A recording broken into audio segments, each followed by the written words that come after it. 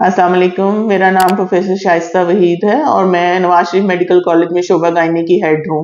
आज मैं बात करूंगी आपसे एक्टोपिक प्रेगनेंसी के बारे में। एक्टोपिक प्रेगनेंसी एक ऐसी प्रेगनेंसी है जो नॉर्मल जगह यानी यूट्रस में नहीं हुई, बल्कि किसी गलत जगह पे हो गई है। गलत जगह जो है वो ट्यूब भी हो सकती है, ओवरी भी हो सकती है, ब्रॉड लिगामेंट यानी कि वो पट्टे जो यूट्रस के साइड पे मौजूद हैं वो भी हो सकते हैं।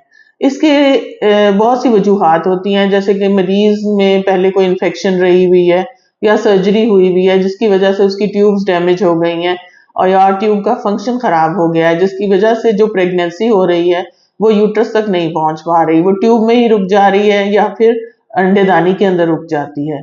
ऐसी सूरत जो है एक इमरजेंसी सूरत हाल है।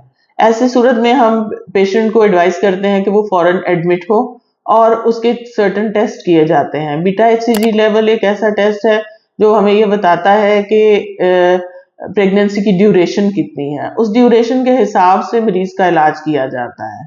अब इलाज में बहुत सारे तरीके हैं। एक चीज तो है कि हम मेडिकल ट्रीटमेंट करें, दूसरी चीज है कि हम इंतजार करें, एक्सपेक्टेंट ट्रीटमेंट करें, और तीसरी चीज है कि हम सर्जिकल ट्रीटमेंट करें।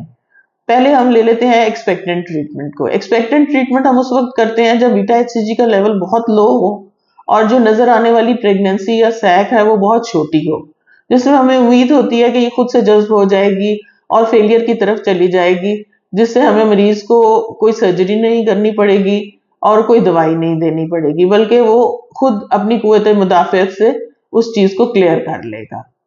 ऐसा अक्सर सूरत हाल ऐसी होती है और उसको हम बीटा एचसीजी से फॉलो कर लेते हैं, जिससे हमें पता चल जाता है कि मामलात बेहतरी की तरफ जा रहे हैं। दूसरी चीज है मेडिकल ट्रीटमेंट। मेडिकल ट्रीटमेंट हम उस वक्त करते हैं जब एक खास साइज की सैक होती है जो कि 3 सेंटीमीटर के अराउंड होती है और बीटा एचसीजी का लेवल सर्टन लेवल से क्रॉस नहीं किया होता, यानी कि वो 45,000 से ऊपर नहीं गया होता। अगर इससे नीचे नीचे है तो हम ऑब्जर्व कर सकते हैं और साथ मेडिकल ट्रीटमेंट कर सकते हैं। मेडिकल ट्रीटमेंट में मिथोट्रेक्सेट के इंजेक्शन अवेलेबल हैं जो कि हम यूज कर सकते हैं। इससे भी ये होता है कि वो अपनी जगह पर जज्ब हो जाती है और खत्म हो जाती है और मरीज को कोई सर्जरी से नहीं गुजरना पड़ता।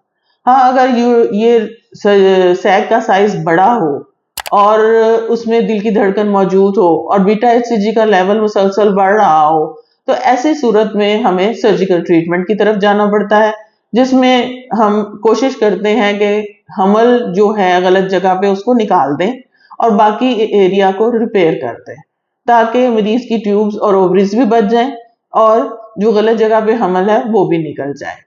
ऐसी सूरत में फौरन सर्जरी की इसलिए जरूरत पड़ती है कि अगर खुदा ना खास्ता ये फट जाए तो पेट के अंदर ब्लीडिंग शुरू हो जाती है, जो कि माँ की जान के लिए शदीद खतरा होती है। इसके लिए जरूरी है कि इसे फौरन ऐसे मरीज को फौरन हॉस्पिटल लाया जाए और डॉक्टर की हिदायत पे अमल किया जाए। Thank you.